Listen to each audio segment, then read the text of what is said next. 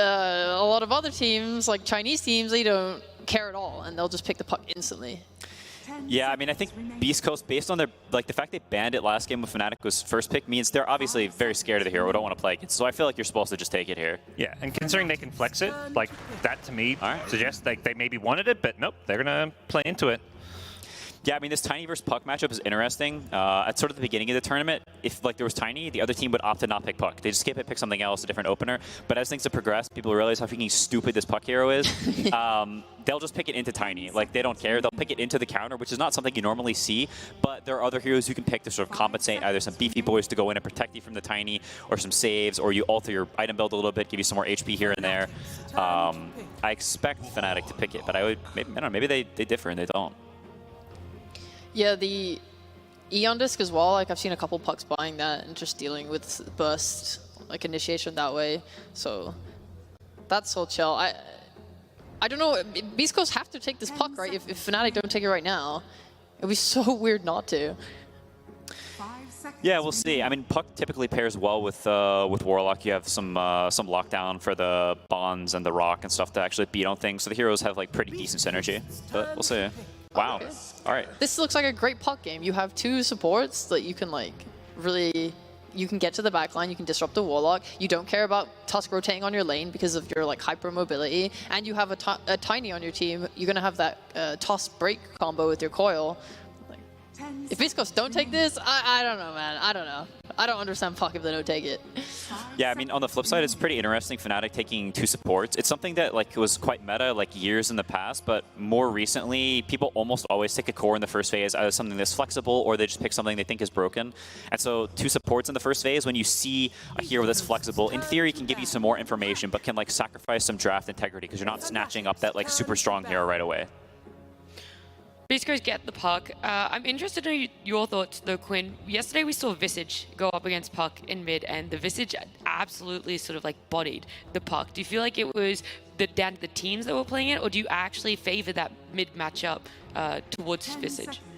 I think there are definitely some aspects to that matchup that are good for the Visage. You have this this super high physical damage, and you sort of keep the Puck in mid. You're almost emulating a DK, and that like if you leave, I'm gonna freaking peck your tower with my stupid little birds. So there are some nice things to it, but I do think if you can also play it a bit differently from the Puck side, and you can say, okay, you're gonna peck my tower, I'll gank you. You know, you can bring heroes to this Puck, and you can shift the matchup the other way. So I think, especially considering I don't think it's a hero Brawl favors overly strongly, I would be surprised for Fnatic to pick it up. Okay. Yeah, they don't play a lot of the Shis on Fnatic's side. Like, you look at Tomato's heroes he's been playing, there's like the Alk at best. Other than that, you have Faceless Voids and Jugs and stuff. If you were playing against a team like Liquid, you need to ban that Lone Druid, or like LGD as well. There's Lone Druid to Puck matchup is really LG favored. Fnatic's just a good, honest team, you know? Yes, sir. Yeah, I mean, Beast Coast, they've also had had a tendency to put Puck in the offlane sometimes. It's not something they're afraid of doing, especially with Tiny. They have this like crazy, wacky, we toss you around, we orb back, like all these shenanigans. So if Fnatic goes and picks like some Void Spirit in the next phase out the phase to counter the Puck, they put it mid. You know, there's possibility for Beast Coast to counter that Puck in the offlane. If anything, I'd say they might even prefer that because I think Whisper tends to be more comfortable on the Puck than Chris Luck. Interesting.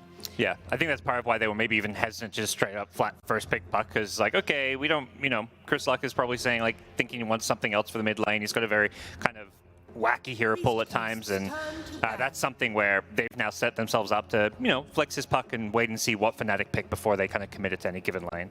Yeah, they might want to decide in the, like after Fnatic pick their next hero, because I don't think they're going to give up the... Snap Span. I was going to say, I would love to see damage coming out for the coil, no matter the role of the Puck, and a Snap would fit into their lineup very well.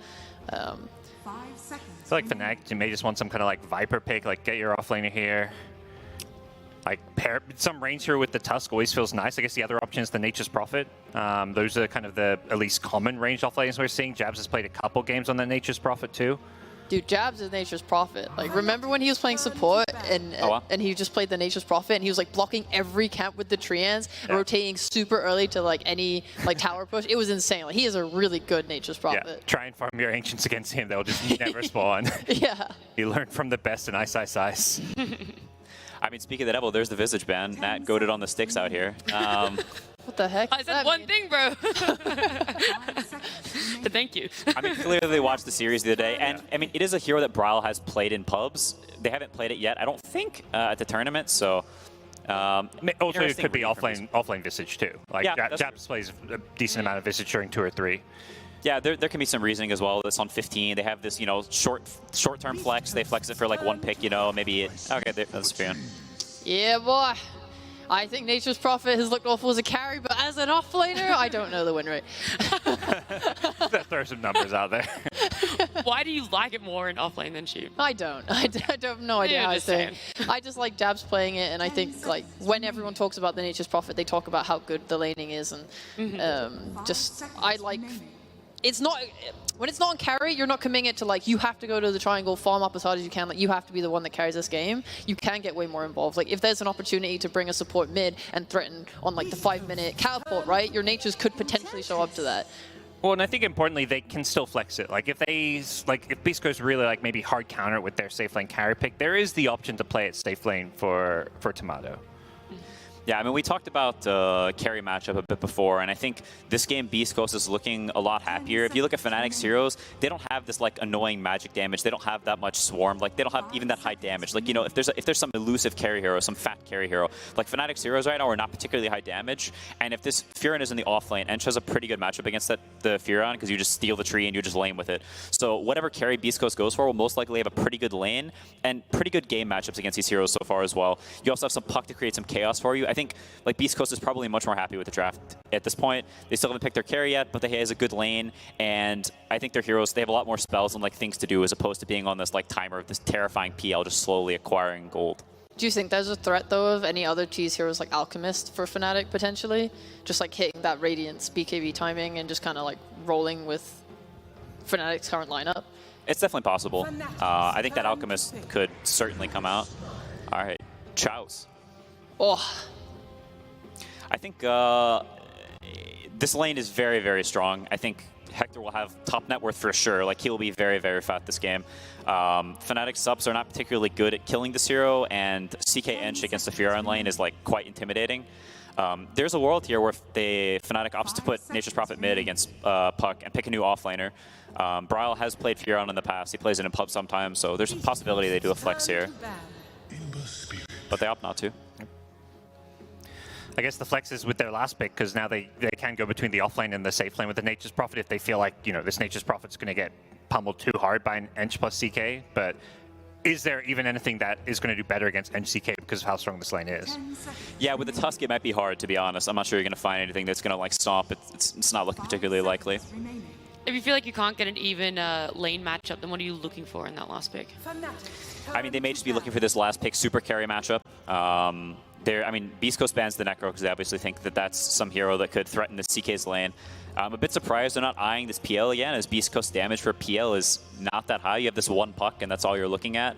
And I mean, if we saw anything last game, this Tomato playing this late pick carry hero that has really free matchups is pretty scary, I think, for Beast Coast.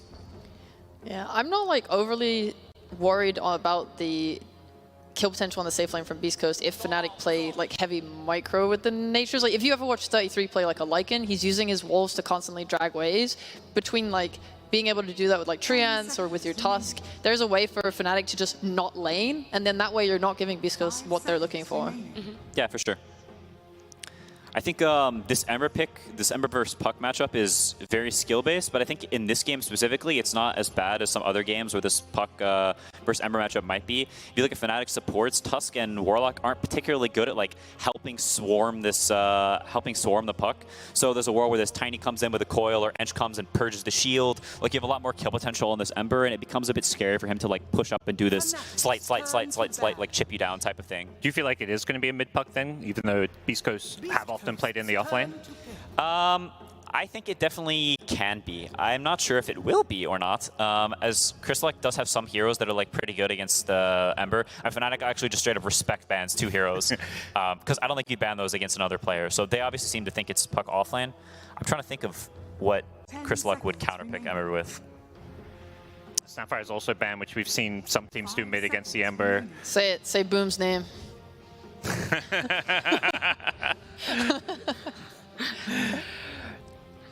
I am not sure. What about like a Conga? It's definitely an option. Against Tusk and a Warlock, you definitely want to be like very fat. Because if you're not, then they have like a lot of damage. They have like snowball to save and stuff, so you're less playing around your combo and more around like, I am net worth man, you know, fear me. I really like Kunkka as well, because you see so many pros, they don't care about going damage, especially when you have a Puck and a CK on your team. You can just get the Hex rush after BKB, and playing against Ember, I would love that build. Yeah, it's definitely something we saw popularized at TI with Toronto Tokyo, like buying this this BKB AC Hex build or whatever. Yeah. Oh, wow. So it is mid Puck, right? That might be mid Underlord. Chryslike has played it in the past, and it has quite a good lane against Ember. So I think this is actually like a true flex. Like if they pick something, this last pick the Underlord doesn't like laning against, or Puck doesn't like laning against, they can sort of mix it around. But I think this is actually Underlord mid. Do you know what his item build is? That's actually really interesting. It's probably something along the lines of Treads Atos, your like standard Underlord build just from mid. Okay, so nothing too freaky. Yeah, I don't think he's going any Mom S&Ys or anything like that. I mean, that would be really cool, but you know, what do I know? So what can Fnatic do with their last pick if that is such a flex and unknown on the side of what Beast Coast is laning? Feels like there's two options, like get that super carry or play Prophet carry and go like really fast-paced tempo. I think as far as offlaners, if they go that direction, you're looking at maybe like a Viper type hero. But I think your safest bet, and like you're in this elimination series, usually we're seeing teams more and more here in the playoffs go for these like late game carries, because games tend to slow down here in the playoffs when more is at stake. TI's on the line, these teams want to play things safe. Yeah, I think it's pretty likely to opt for super carry here. I could even see them like go into the PL again and just like, we don't care about Underlord, we'll farm this Heart. They have a Warlock in lane against the Tiny 4, so whatever carry Fnatic picks will likely have like super free farm. So they can sort of opt for whatever hero they feel like is best for the game and just farm it up. I was about to say, Jug is still in the pool, and I love this hero this tournament. People playing with the Maelstrom Shard, it's so good. It's so high damage, so high magical, and you're just like, you get so much move speed, you're able to just kind of like go into a fight and get out without really risking your life. Mid Underlord, oh yeah. That's so cool. I'm so hyped for that. And it really like stops as well if Fnatic wanted to bring jabs mid for like early rotations with the catapults and stuff. Like this pretty much makes it impossible or much harder. When it comes to timings in these lineups, how are you guys feeling for the teams? I think Beast Coast have much better chances than they do last game. I think they have like much more chill scaling. This Ember hero has a tendency to fall off occasionally. Whisper is like very comfortable on this Puck. They have more damage. They'll have a Vessel buyer this game for this like Warlock kills and stuff. So I think as things progress, I think Hector will have a really free game. He'll have absolute free farm, which is I think where Beast Coast wants to be at. So I think compared to last game especially, I think Beast Coast is in a much happier spot. Do you feel the same shape? Yeah, I love it. I love Beast Coast drafting. It's like the most fun way to watch Dota. I want them to get to a game 3. I want, you know, potentially to see them keep going further in the tournament because they just bring out these crazy strats. It's super cool. Well, I'm excited to see how this plays out. We're in a little bit of favor for Beast Coast here. Game 2, it's Gareth and Lacoste. Yeah, let's see if Beast Coast can make some waves. They've got some signature picks here. That Underlord mid for C-Smile. K1, of course, on his Chaos Knight. Gojira Tiny, and maybe going to be a little bit better than the Tusk in the previous game. Play aggressively. Well, Fnatic, what are your thoughts on their draft? They didn't pick this Juggernaut for the lane. Like it's more about the sustain. Warlock Juggernaut doesn't give you that kill threat, especially because you're playing against Puck. So it's more about the sustain. They picked it for the game, not just straight up for the lane to be able to dominate the matchup, something that Juggernaut does really well quite a lot of times. And look at some of the other heroes. Jabs on the Nature's Prophet. He looked really good. He's going to be paired up with Tusk on the off lane. Beast Coast, they have super strong safe lane. This is CK plus Enchantress, so that means that they are going to be able to take down, take one of the creeps, potentially from Nature's Prophet, and also have a lot of sustain from healing Enchantress, and also CK does have a built-in healing from Chaos Strike. Yeah, he does, and again, like a lot on the line for Fnatic, right? Heading towards TI, a victory here would mean a hell of a lot to them as we get ourselves into Game 2 of this best of 3. Fnatic leading 1-0. And moving down bottom, seeing a lot more of these wraparounds into enemy jungles, getting deep vision out, trying to spot out lanes, maybe snipe some couriers, and of course, importantly, the first blood into the bounty runes that Fnatic are looking for. C-Smile, they're going to spot DJ, K1 sees him, and they'll realize very quickly that the majority of Fnatic are all around there. Gojira. He's up at top. An interesting ward from him in that top lane. That courier sniping ward. Yeah, definitely. Tiny, one of the heroes that can snipe the career, especially if he decides to go for the tree grab level 1, so... Yeah, you might see him do some lane dragging as well. He's got the boots queued up. 2 sentries on the Tiny as well. So he'll be blocking camps and making sure that Dubu doesn't have that stacking and pulling capability. And like you said, of course, with the Warlock able to sustain the Juggernaut, it gives a lot more room to the Warlock to actually manipulate the creep waves by pulling. Imagine if Tiny can use tree grab, take Nature's Prophet, and throw him out there. But you would need to have like some specific cosmetic. Oh, we did have the little intro from PGL, didn't we? Where there's Tiny coming along, Nature's Prophet puts a tree down, Tiny grabs the tree. Imagine if he just grabs the hero. Interesting move as well by Whisper, right? He goes in, kills off the range creep, so this wave is going to be pushing hard towards the Radiant side.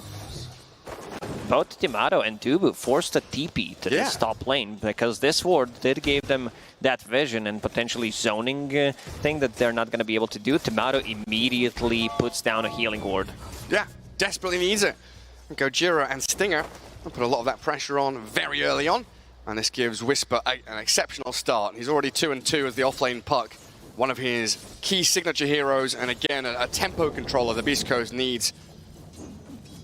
Mid is the matchup that I'm going to be looking forward the most because Underlord, he's one of the heroes that does dominate the matchup. So far, 3 picks, did manage to win only 1 game. Maybe a bit deceiving though, because that's probably offlane Underlord, right? Yeah, that's definitely not mid Underlord. Mid Underlord, 100% win rate for sure. We'll see if C-Small can pick up those stats. You get levels so quickly, and you're gonna have a lot of denies. You already see the difference. 4 denies on Underlord, Ember Spirit doing even worse than I expected. Yeah, an incredible laner, that Underlord, and able to go into that Rod of Atos build, which even further compounds the Ember's difficulties. You've got that Pit of Malice with the root from Rod of Atos that can catch and kill heroes like Bryle or even the Jabs Nature's Prophet. That's a Root mechanic against Tusk. This is what ruins the hero. And Underlord will have 3 if you think about the layers. So very difficult for him to get the snowball saves. If there's a bit of Malice, he blinks in, won't be able to get the snowball off. So that's a very good counter to Tusk in general. It's domination across the board as well. It's not just C-Smile here at 14-6 against the Embers 5-1. All 3 cores. All 3 cores. 12-1 CK, 11-4 Puck. Fnatic struggling early days here as Beast Coast really laying it on thick.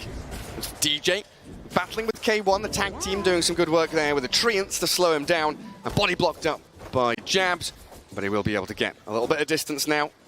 And Stinger, once we get those levels up. Fnatic does have creep advantage here. They did manage to push the lane, so now we'll start to put a bit more pressure, and also Jabs investing in these small items, getting Null Talisman on Nature's Prophet, something we usually don't see, and he queues up another one. So that's about the lanes, right? He wants to try and he wants to put some more pressure on the CK and also Enchantress. Yeah, mitigate the difficulties they've already been having. While Stinger, I was just wondering, Nature's Attendants, usually the build we see from these position 5 Enchantresses, right, to safeguard your safe lane, give that heal and sustain, but he's gone aggressive with Impetus and Enchant. Maybe he feels it's not necessary because CK does have a built-in Chaos Strike. Oh, true. I just hand over some tangos to him. Oh man, every time we look into mid, 22-10, 32. Well, stop looking. Total CS. I can't. 10 CS on Ember Spirit. I mean, we expected this to be difficult matchup for Ember Spirit. One of the reasons why they picked it, C-Smile, one of his niche heroes that he tends to bring up if the matchup is good. Absolutely, yeah. And there's the Courier Snipe. The ward may be removed by Dubu if they understand that Gojira has been using that deeper vision, but they don't find it just yet. And he's missed out on the sentry as well. He's placed that to try and deward his small camp, but Gojira has placed it in the perfect spot. And now Whisper has that urn. They would love to grab a kill on the Warlock here, get some charges going and snowball that top lane even further as a 1k lead develops for Beast Coast. The way things are going, it's only going to ramp up even further. Ember Spirit is supposed to be the playmaker for this team. Like, Nature's Prophet can do some lifting early on, but you have Warlock, you have Juggernaut. Like, they don't want to join early on. The Warlock needs level 6, and if you misuse the Golem, that's going to be a bit more difficult. And Ember Spirit's getting shut down in the mid. 16, 31, and 12 on C-Smile. Is this one of those situations, like we've previously seen Ember against Necro as a matchup, where he goes and cuts wave? Does he go between tier 2 and tier 3, or is that not something we do anymore? I'm thinking, Gary, it might hard be one of decision, the though. options. He's getting levels. He's level 5, so he will be able to farm the jungle efficiently. K1, good body blocks here. Yeah, the Treant's right in front of him and a snowball there. Grab first blood for Jabs. Able to take down that Chaos Knight and get themselves something out of this laning stage as they were really starting to struggle. Investing in these small items did really pay off for Jabs, something we usually don't see. Most of the time it's rush for power treads because his attack speed, like his animation, everything is good about Tenacious Prophet. His stats gain is pretty nuts, one of the best in the game. Absolutely is. Point and Pit of Malice. Right, trying to catch out Bryle. A challenge though to get through the Flame Guard as we do see Tiny coming in from behind. I'm not sure if Bryle spotted him. During nighttime, Tiny being very sly with his move. He definitely spotted him now. He did see him now, you're right. And look at this, Fnatic responding in kind. Bring 2 heroes mid, refill the bottle, give Bryle at least some recovery in this mid lane. And Dubu going to be guarding these runes. C-Smile pretty low, so 6 minutes will hit. And Fnatic have managed to guard both rune spots, giving an arcane rune to Bryle's Ember. They needed to help out Bryle because he was not having a good time. Looking at the top lane, Visper, he's destroying this matchup, going into Spirit Vessel next, so the healing and also DJ. the overtime damage, good shards. Yeah, but he's trapped himself inside. Gojira's going to be able to toss him back in towards Stinger. Snowball and the TP from Prophet. He's sat at 120 HP, but Gojira's the first one to die. DJ will finally drop, but now with the Treants in a move forward from Jabs, chip away at the Ench, while C-Smile against the Ember Spirit's Arcane Rune, taking a bit of a beating now. It's all about that chip damage. Bryle will TP back to base, does still have Arcane Rune running for next 20 seconds. Orb of Corrosion. Jabs. Done. Jabs is controlling these summons real nice. The Nature's Attendants, though, finally available for Stinger's Ench, keeping him up and running in K1. He's back in here, the Centaur Stomp will chain stun Jabs, and a nice reaction from Beast Coast. Going for Orchid on Nature's Prophet, I like that a lot. They're very limited how they can control this puck and also gives them a bit more pick-off potential. He can play with the Ember Spirit and pretty much kill anyone pre-BKB. Still top 3 CS and top 3 net worth belong to Beast Coast. Not looking as tragic as it was 3-4 minutes ago, though, as Fnatic do It's grab still a a little bit 2k back. gold lead for Beast Coast. And another courier snipe. Dubu loses it to Gojira's movements. I see Smile in that mid lane. Does have the backup of the Ench, as Bryle with a Tusk Sap behind him, just giving these defensive layers to the mid laners in case they do get roamed upon. Gojira going to combo down the Warlock. Holds the toss until the last moment to allow Whisper to come in with a bit more nuke damage, even coils him up. And got the leash on the Jug, but the Omni Slash slicing through Gojira now. Gets the trade 1-for-1. Mid lane, see Smile. Oh, he's taken down by DJ and Bryle. This is a kill that they needed, and also another active rune for Bryle, so he's getting back into the game. Oh, look at that medallion. Is this going to be one of those items that is more popular coming through the playoffs? Because Enchantress has just grabbed one. Early pressure. Just having that bit of extra damage. I definitely didn't expect it because we haven't seen it, but seems like teams are also making slight adjustments coming later into the tournament. Yeah, I mean, we were chatting over dinner a couple of days ago, and I think it was Scriff that was talking about it. We used to see that Solar Crest quite a lot. Medallion was very popular just a year or two ago, fallen off the face of the earth until now, 2 games in a row, giving that nice buff. Or a bit of a nerf to your opponents if you place it onto them. As Bryle and DJ. Maxed out Slight with the potential of the tag team to do some good damage, but they don't find anybody. Radiant Vision there would also potentially scout them out once that smoke broke. We're aiming towards bottom now instead. K1, a very tanky beast, 1300 HP. Not as tanky against this tag team.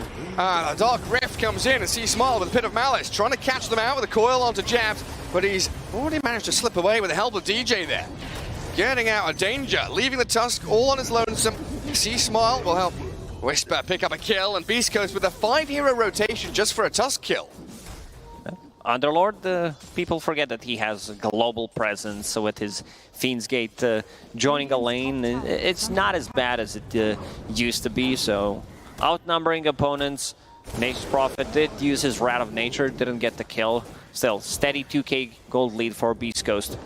Yeah, toss back Gojira though. finds one. And Beast Coast still able to play as a group. Sprouted up, Jabs, gonna get avalanche and taken down by the Hellbear Smasher. Some big fatal bonds from Dubu, but no follow through. He's been isolated, picked off. I see Smile claims another kill. Bryle's come in from the back. Gojira with another toss, but he's changed up. DJ walks it back. They've got both the fatal bonds and the searing chains to latch onto people. But 3 charges, yeah, over on that Whisper Spirit Vessel. It's an early Spirit Vessel pickup. This is going to give them a lot of kills. Sometimes it's all you need, having that bit of extra damage, and also will be reducing healing from Healing Ward, and also coming out the one from Warlock. Tons of sustain. That smoke pickup, it looks like Stinger are going to want to continue this aggression. K1 does have his armlet ready, but being run at every time he shows in a lane. There's a snowball, there's a tag team. Tomato with a spin and this DD rune going. K1 toggles up, but Shard blocked in. Punched around and killed off by Fnatic. This is really important for them to keep K1 CK under their boot, not farming freely. This is a big move. They did manage to kill CK, and I believe it was... Nah, never mind. I thought Tomato got the last hit. They're still going to have Midas, once again, going for that Hand of Midas. At this point, he might even change his nickname to Midas. Yeah. Considering how things are going, Gojira looking for an opening, potentially toss back into tower, force a spin from Juggernaut. Yeah, challenging against the Jug, though. And even with K1's couple of deaths, still up near the top of the net worth. He was in first position, but overtaken by his 2 teammates. Midas got delivered just as the courier was being killed. A very close one there. Like, imagine your Midas recipes on courier dead for 2 minutes. What a waste that would be. But it does arrive for Tomato on time. Tossing back under tower. DJ and Bryle. This is the pairing that seems to be causing chaos. The active duo from Fnatic. No longer DJ and Jabs, it's DJ and Bryle roaming around. They did manage to get Bryle back into the game after that their really bad start. Tier 1 tower on the mid lane, a lot of damage done. You're playing against the Underlord, he naturally pushes in the wave. Atrophy Aura is maxed out. He does have Road of Atos, so potentially some solo pickoffs even from Underlord. Yeah. His damage is nuts. 90 bonus damage if he's going to find Jabs here. And he's waiting on the low ground. Oh yeah, he's waiting for Whisper to come in. Spirit Vessel, 2-man pit, coil him up, so no snowball save. Great move in from Beast Coast, giving a double that's kill. a late rock. They need to get something out of this. He drops the golem on them. Tomato will spin in, and they've caught out C-Smart with the chains, but a toss across will throw the Ember away, and this Underlord, he's perfectly fine. His ability's coming back up, and Bryle, he's dying. Triple kill for C-Smile now. They root up the Warlock, catch them with a root, trap him inside the Pit of Malice, and slay the Warlock. An ultra kill for the Underlord. He had almost 500 damage. That's not. These are the fights that they need to take because they have a lot of control with the tiny Underlord. He's putting more points in Pit of Malice. How much damage is that? Can we see that again? That's like 3,000 damage, was it?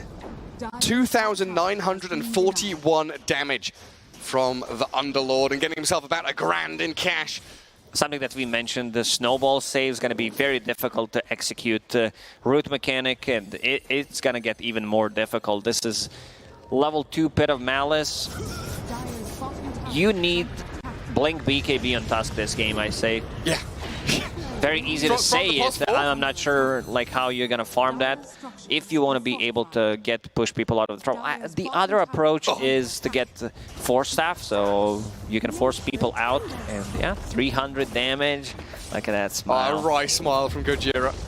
Dire's bottom tower has fallen. He knows he's had an exceptional game. Like, how many couriers has he killed, actually? It feels like he's got 4 or 5. I stopped counting after 4. Yeah. He's been all over the place, slaying the poor little chickens. DJ killing off one of these Ench creeps that was farming Ancients with Stinger nearby. And Chaos Knight arriving at his second key item timing. Echo Saber there, BKB and the heart queued up. Feels like it's go time for Beast Coast. No Maelstrom yet on the Juggernaut, comparatively 1,000 difference between the 2 position 1s. And there was no deny on that mid-tier 1 tower. They glyph it up, but C-Smile will claim the takedown on the objective. It's one of the games where CK might even skip a BKB and go for the heart immediately. I know K1 does not like to change his item build no matter what happens. He's like, oh, I'm going to go for this. Very stubborn about his item build. Obsessive almost. But this time around, if he has heart, I don't think he's dying. BKB is a safer choice, don't get me wrong. It is. He has to be one of the caster's favorite carries though, right? Because at the start of the game, you love to point it out, he queues every item he's going to buy. We know what his build's going to be before the game really even starts properly. And there's that smoke we were expecting from Beast Coast. Keep the pressure on. Keep Fnatic on this dire side of the river. Find a pick off, turn it into more. Catch the Tusk inside the pit. And C-Smile, 175 bonus damage. So good at snowballing on this hero, as long as he can stay alive in these fights. With BKB nearly done, that's going to only increase that potential. Last time I checked, it was 2k gold lead for Beast Coast. I was focused on the game. Suddenly it's 9,000 net worth 16 minutes into the game. Also forcing Ember Spirit to get the first item BKB means that his damage output is going to be very limited, but he needs to get it. There's a couple of root mechanics and also playing against Puck, so wants to be able to defend himself. And they've caught out Jabs. They came down here to try and kill Gojira. But it's Jabs to die, and the coil, it's there, and onto the Ember Spirit. A decent Fatal Bombs with a golem from Dubu. Snowball back in, DJ turning this into a proper fight, but Fnatic looking for the reset. Don't want to get embroiled in this long, drawn-out battle because we have this extra pit. The chase in from K1 and Whisper. Fnatic are crumbling. Beast Coast have their number. Raw aggression from the South American squad, and 350 bonus damage stacked up again for C-Smile. This could be a 25-minute game for Beast Coast. The way they're playing, super aggressive. Whisper has 8 Spirit Vessel charges. This only happens in pro games where the game is really stompy, or happens in Herald bracket where people don't know what that they buy the item, but yeah, they don't have enough mouse buttons. Not set up the hotkeys properly. It's definitely been a good game for Beast Coast. It means the game's going so well, you don't even need to use it, or you're getting that many kills that it doesn't allow. Game itself does not allow you to use it. 4 hits. This is a core Nature's Prophet. Yeah, well, it was. Not anymore. Dead on our screens. Philosopher's Stone grabbed up by Fnatic, and we do start to see these tier 2 items filtering into the pockets of the players. Ench with a Nether Shawl, Essence Ring Puck, Fey Grenade for Beast Coast as well. And Warlock can be holding the Philly. Oh, hello. Broil, Spirit Vessel, trying to get away from the coil, but it snaps in the last second. Doesn't even use Vanning Rift or Illusory Orb. He's scaling so hard, having Witchblade and a full Spirit Vessel, level 15, 17 minutes into the game on offlane Puck. Imagine you get slammed so hard and you just have this cute fairy dragon go greetings at you. Oh, I'd be tilted. Jabs, he wants it. Whisper's already jaunted away. No catch, even with the Orchid there. Couldn't find the opening. DJ is still smoked here behind him. So if Whisper overplays, they could go for the turnaround. But Beast Coast very deliberate with their movements. Not going too far forward. C-Smile trying to stack up that damage again. Dire Vision here does cover a nice part of this top area of the map. So they'll see the Underlord moving into the jungle. But with 2 heroes nearby, they've got Tiny, as well as the CK, moving towards the pit. Gojira with his favorite item yet again, Tiny with the toy. It's a must-have. You pick Tiny, that means you're getting the item. And inside Roche Pit they go. Extra 90 damage on Underlord. They do have a sustain, they have also Medallion. CK will be tanking that Roche. So is that how it works? You pick Tiny, Tumbler's Toy guaranteed to drop, and if you have a Nature's Prophet on the enemy team, you get Spider Legs every time. It's Gaben's guarantee. That's a good one. Jabs, trying to split push, but Roshan falls. Beast Coast quick to react. And these tier 1 towers kept alive. Not a single one has fallen on this Beast Coast side. C-Smile back through the portal, straight up towards top lane. Tier 2 tower would be great for them now to unlock the outpost, keep this pressure onto Fnatic with a 13k lead. It's a struggle to see how Fnatic come back into this. Gojira just going to blink and tumble away as DJ was lurking. There was a game where Jabs played Nature's Prophet, did buy a lot of time for his team. It's very difficult right now. This is Nature's Prophet that's trying to buy his shard, doesn't have a BKB, so can't protect himself against Underlord rotations. Puck can't solo kill him, as we've seen. And speaking of solo kills, Whisper did get another one on Dubu. It's everywhere on the map, Lacoste. They go on Gojira bottom, he survives, they kill Dubu in triangle, Broil up on top. Everywhere you look, Beastcoast are either getting kills or dodging ganks. Fnatic is all about buying time. They're not going to be able to team fight against Beast Coast for 20 minutes. I'm not That's a long time. over exaggerating. It's just by 20 minutes that might be end game and also pause in between game 2 and 3. And you're talking about buying time, Gojira. He's buying so much time, tossing around DJ while Tomato does spin on Whisper. That's a big kill. Huge kill if they can get it, but the Essence Ring, the phase shift, maybe a maneuver out of here. Can he jump out of danger? Whisper gets the kill, gonna jaunt to the orb as well. The outplays are glorious, And look at the top they're lane. pushing high ground too. 175 on Underlord. Oh, Beast Coast. K1 a bit low on HP. Seems like they're going to respect the damage that can come from Fnatic, but nicely done by Whisper. Good jukes. It will be 1,000 plus gold. He's 6-0 and 8, extremely farmed. Oh, yeah, he's a fatty. Fnatic, what can you do? You can't defend your top lane, can't play aggressively down in bot lane. There's no Roshan for you to take. The CK has the Aegis for 2.5 minutes. BKB done, Heart well on the way. C-Smile about to finish his AC. Oh, is he? AC Smile. That's going to be extra tower damage that they need extra, because they want to close out this game. Oh, man. And Whisper's Puck doesn't even need boots, does he? He's got Blink Dagger. Tanky enough, the Essence Ring, such a nice item on this Puck. Makes you even more elusive and tanky, difficult to kill. Well, Jabs farming enemy ancients, getting some tier 2 items which were still left unclaimed. Finding little pockets of farm wherever they can, Fnatic. But I think they have to forfeit these tier 2 towers. The defense of the objectives, not a simple task for them unless they're all set up on their high ground, where maybe they can mount a defense. This next set of items is going to be big for Beast Coast. CK about to finish his Heart and AC on Underlord that we mentioned. Also Puck getting closer to his Yule Scepter, so will not need to care about the initiation from Nature's Prophet. We'll have something to dispel this Orchid. AC done. CK still needs 500 gold. Well, he'll get closer and closer with this tower take. Fnatic not really in position here to respond either. Nobody's up on this high ground to defend.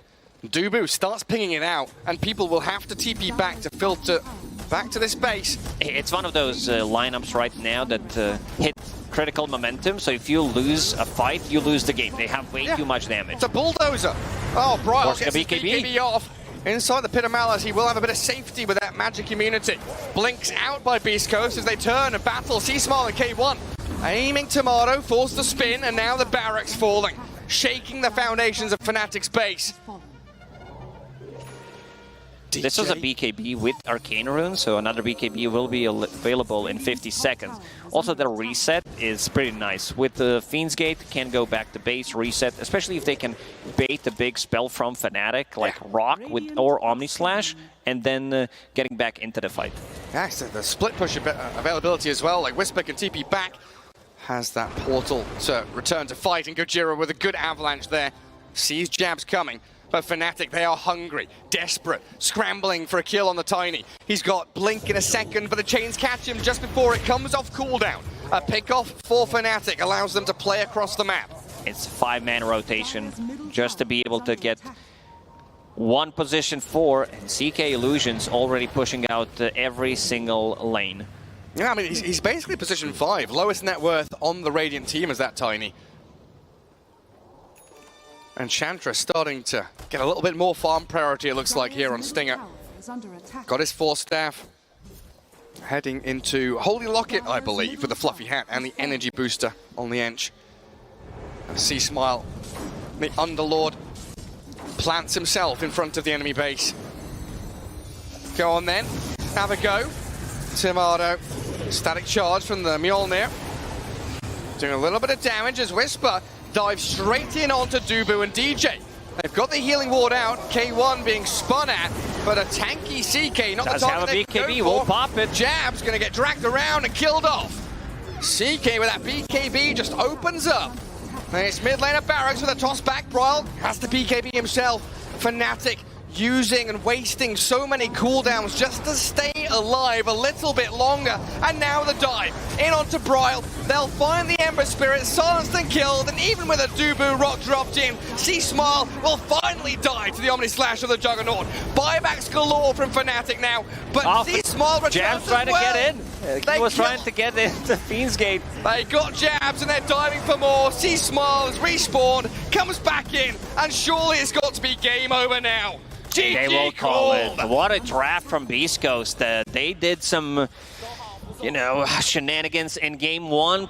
People will say classic Beast Coast draft, but in this game too, they did good adjustments. And look at K1 talking very aggressively to his team, like this is how we play, and this is how they do play, because this was extremely good. Puck dominated the top matchup. CK was getting a free farm on the bottom lane, and also mid Underlord. You got